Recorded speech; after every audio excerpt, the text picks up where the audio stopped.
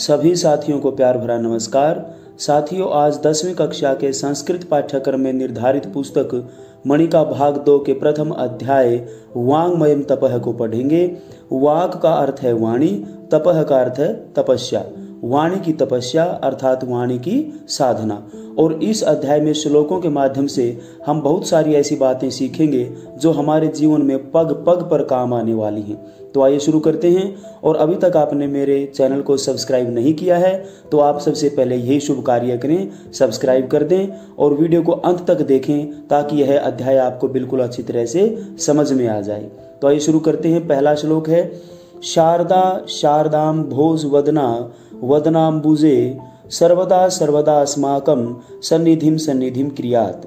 पहले इसके शब्दार्थ देख लेते हैं। शारदा विद्या की देवी सरस्वती, शारद शरद ऋतु, अम्भोज कमल, वदना मुख वाली, वदन मुख, अम्बुजे कमल पर, सर्वदा सब कुछ देने वाली, सर्वदा हमेशा, अस्माकम हमारे, सतनिधिम श्रेष्ठ खजाना, सन्निधिम निवास क्रियात करे। यहाँ पर शारदा, सर्वदा और सन्निधिम ये शब्द दो बार प्रयोग किए गए हैं। एक शारदा शब्द का अर्थ है विद्या की देवी सरस्वती और एक शारद का अर्थ है शरद ऋतु। सर्वदा शब्द का अर्थ है सब कुछ देने वाली, सर्वम ददाति इति सर्वदा, और एक सर्वदा शब्द का अर्थ है हमेशा।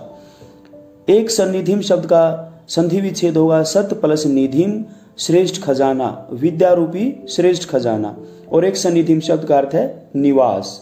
आइए अब अन्वय के माध्यम से इसका हिंदी अनुवाद भी देख लेते हैं। और अन्वय परीक्षा की दृष्टि से बड़े महत्वपूर्ण है, परीक्षा में भी अन्वय करना आता है। और श्लोकों में जो शब्द होते हैं वो छंदों के अनुसार होते हैं, इसलिए कर्ता कर्म और क्रिया अव्यवस्थित ढंग से होते हैं और अन्वय में उनको क्रम से लगा दिया जाता है। और ऐसा करने से उस श्लोक का अर्थ बहुत ही आसान हो जाता है।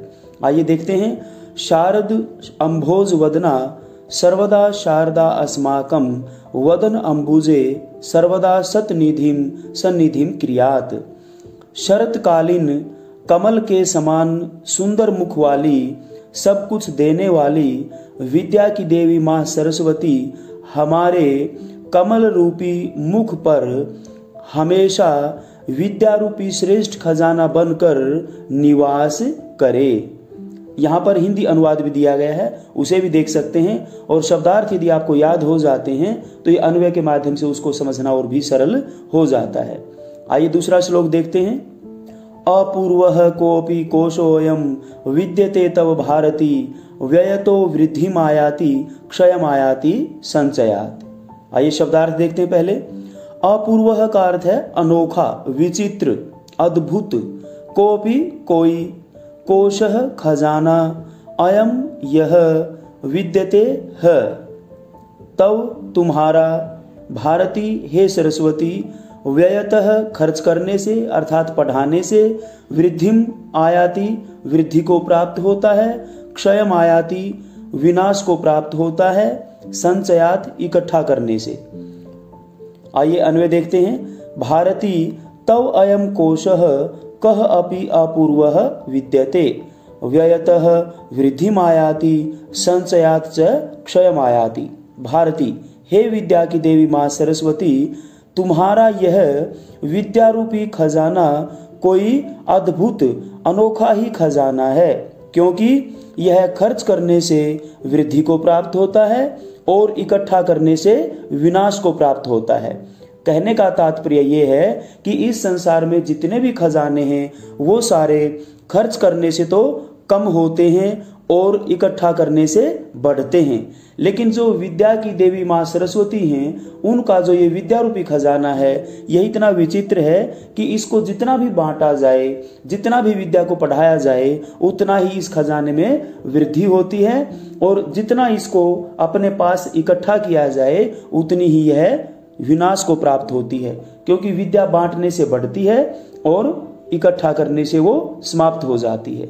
इसलिए हमें अन्य खजानों की अपेक्षा विद्या रूपी खजाने को बढ़ाना चाहिए, अर्थात अधिक से अधिक विद्या पढ़ें और दूसरों को उसे पढ़ाएं। आइए अगला श्लोक देखते हैं।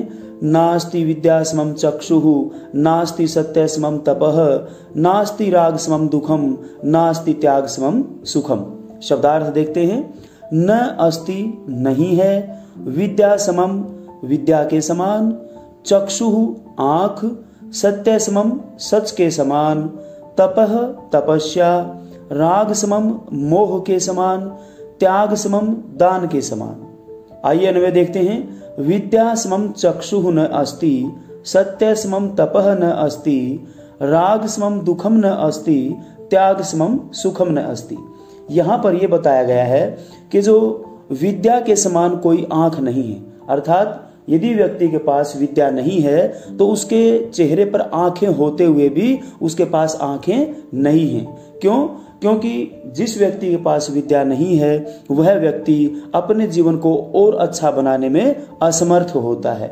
विद्या व्यक्ति की आंखें खोल देती है, विद्या व्यक्ति की आंखों का ही काम करती है। इसलिए हमें विद्या को ग्रहण करना चाहिए। सत्य समम तपः न अस्ति। और जो आपने सुना है कि ऋषि मुनि पहले हिमालय की कंदराओं में गुफाओं में तपस्या करते थे सिद्धि प्राप्त करने के लिए, लेकिन यहाँ पर सरल सा तरीका बता दिया कि सत्य समम तपः न अस्ति। यदि हम सच बोलते हैं तो सच के समान और कोई तपस्या नहीं है। राग समम दुखम न अस्ति। राग होता मोह, मोह के समान कोई दुख नहीं है।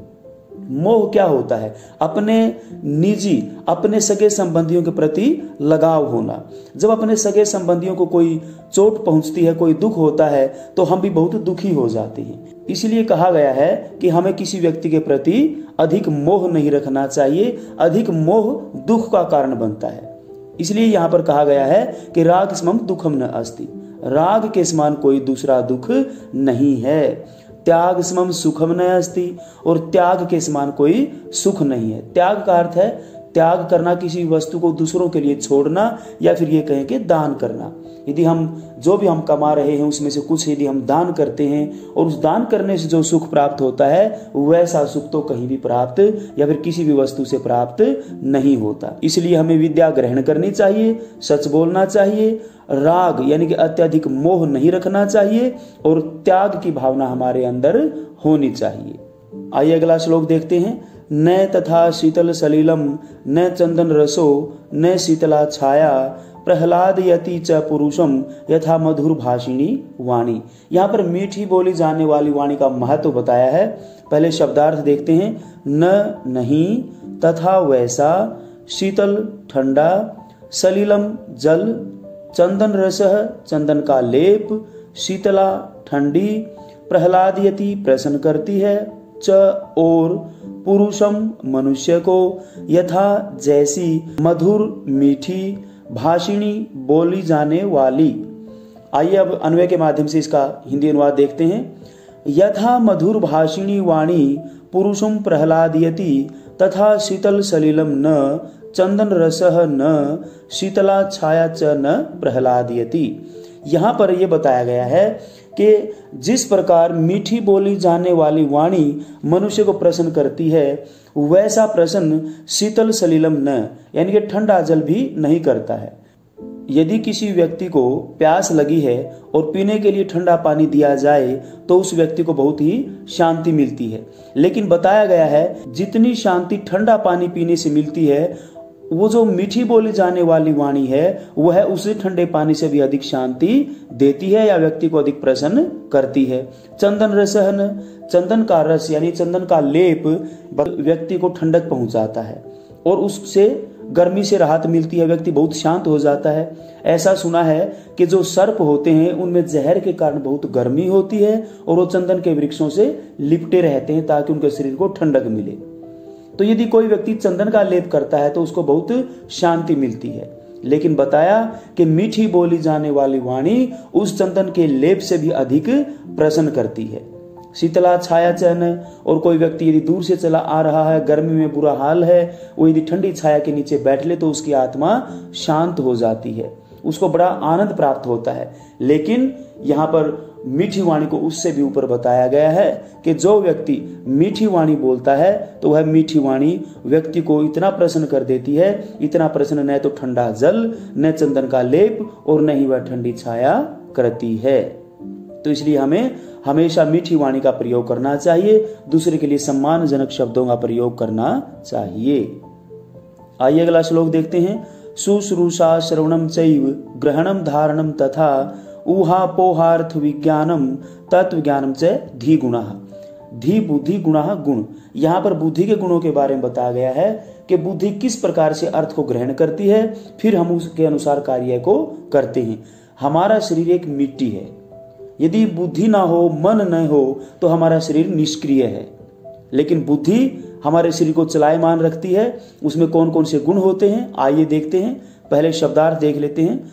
शुश्रूषा सुनने की इच्छा, श्रवणम सुनना, ग्रहणम ग्रहण करना या उसको समझना, धारणम सुने हुए को, समझे हुए को, ग्रहण किए हुए को मन में धारण करना, तथा और ऊह तर्क, अपोह वितर्क अर्थात भले बुरे का ज्ञान, अर्थ विज्ञानम अर्थ का सही ज्ञान, तत्व ज्ञानम अंतिम रहस्य का ज्ञान, आत्मा परमात्मा से संबंधित ज्ञान, धी बुद्धि गुणः गुण बुद्धि के गुण।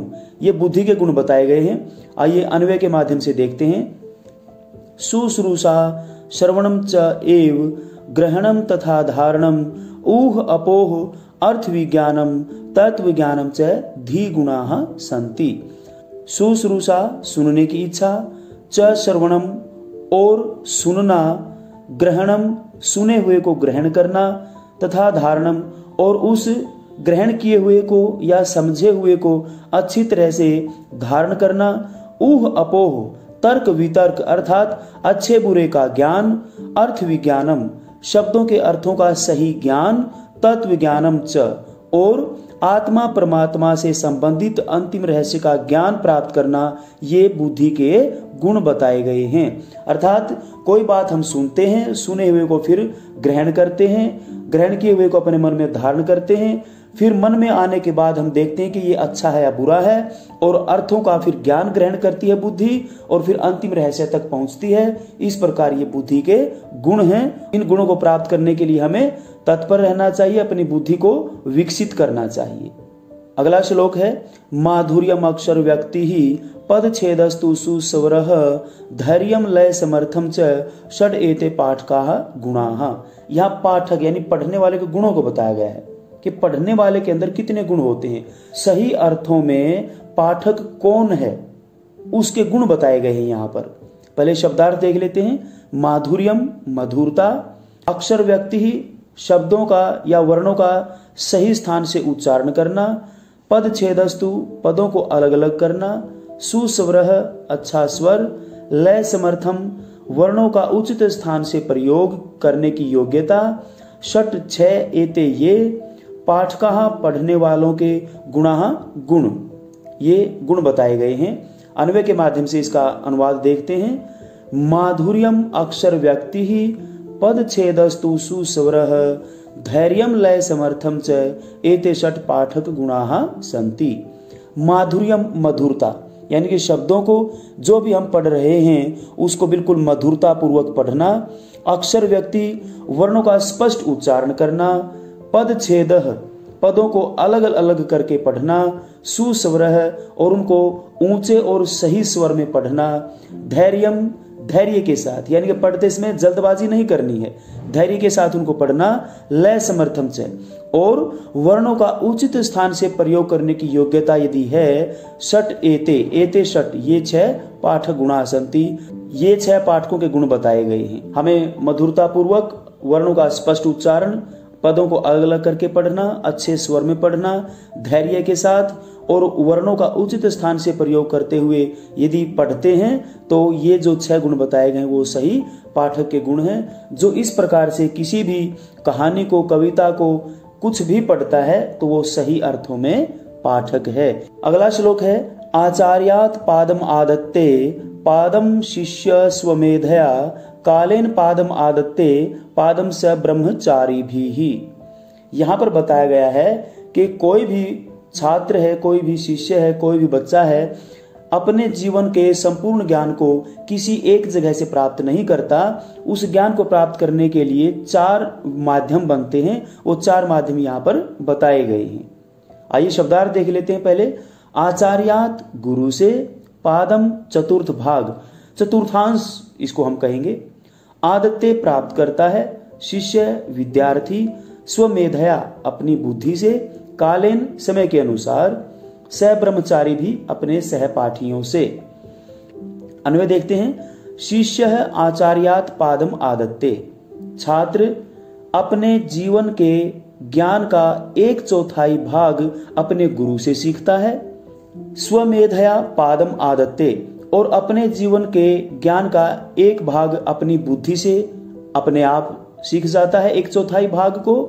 शिष्य कालीन पादम आदत्ते, और अपने जीवन के ज्ञान का 1/4 भाग चतुर्थांश समय के अनुसार अपने आप सीख जाता है, उसको परिस्थितियां सिखा देती हैं। शिष्य से ब्रह्मचारी भी पादम आदत्ते, और जो छात्र है वह अपने जीवन के ज्ञान का 1/4 भाग अपने सहपाठियों से सीखता है। वो सहपाठी घर के आसपास हों, चाहे स्कूल के, कॉलेज के या यूनिवर्सिटी के, यहाँ पर जहां भी है वो उनसे वो सीखता है। तो इस प्रकार बताया गया है कि कोई एक माध्यम नहीं है हमें इस ज्ञान को सिखाने वाला। जीवन में पता नहीं कितने प्रकार का ज्ञान हमें सीखना होता है, तो अलग अलग व्यक्तियों से सीखते हैं। तो आचार्य हमें सिखाते हैं पुस्तकों के माध्यम से जीवन जीने का तरीका, और कुछ बातें ऐसी जो परिस्थितिवश हम अपनी बुद्धि से सीख जाते हैं, और कुछ बातें ऐसी हैं जो समय के अनुसार अपने आप सीखी जाती हैं, और कुछ बातें हमारे सहपाठी भी हमें सिखाते हैं। तब जाकर भी हमारा ज्ञान पूर्ण नहीं होता, जीवन भर ज्ञान लेते ही रहते हैं। अगला श्लोक है, अनुद्वेग करम वाक्यम सत्यम प्रिय हितम च यत् स्वाध्याय अभ्यसनम चैव वांगमयम तपः उच्यते। हमारे अध्याय का नाम भी है वांगमयम तपः, तो वाणी की तपस्या। शब्दार्थ देखते हैं पहले। अनुद्वेग कर्म दुख न देने वाला, उद्वेग कर्म होता है उद्वेग बढ़ाने वाला, दुख बढ़ाने वाला, और अनुद्वेग कर्म बेचैन न करने वाला, दुख न देने वाला। वाक्यम वचनम, सत्यम सच, प्रिय प्यारा मीठा, हितम कल्याणकारी, यत जो, स्वाध्याय वेद आदि शास्त्रों का अध्ययन, अभ्यसनम और उनका फिर अभ्यास करना, एव ही वांगमयम वाणी का, तपह तपस्या उच्यते कही जाती है। तो आइए देखते हैं अन्वय के माध्यम से। यत वाक्यम अनुद्वेग करम सत्यम प्रिय हितम च स्वाध्याय अभ्यसनम च एव वांगमयम तपः उच्यते। कहा गया है कि यत वाक्यम, जो वाक्य या जो वचन अनुद्वेग करम, बेचैन करने वाला नहीं है, व्याकुलता बढ़ाने वाला नहीं है, दूसरों को दुख देने वाला नहीं है, सत्यम सच है, प्रिय हितम च और प्यारा और कल्याणकारी है, स्वाध्याय जो व्यक्ति सेल्फ स्टडी यानी वेद आदि शास्त्रों का अभ्यास करता रहता है, ये सब वाणी की तपस्या कही गई है। अर्थात यदि हम ये सभी कार्य करते हैं कि ऐसा वाक्य ऐसा वचन हम बोलें कि जो दूसरों को दुख ना दे, प्यारा, सत्य, कल्याणकारी, वेद आदि शास्त्रों का हम अभ्यास करते हैं, तो ये सब वाणी की तपस्या कही गई है। यहाँ पर इस पाठ को सरल बनाने का पूरा प्रयास किया गया है। इस प्रयास में कितने सफलता मिली ये आप कमेंट करके जरूर बताएं। वीडियो देखने के लिए कोटि कोटि धन्यवाद।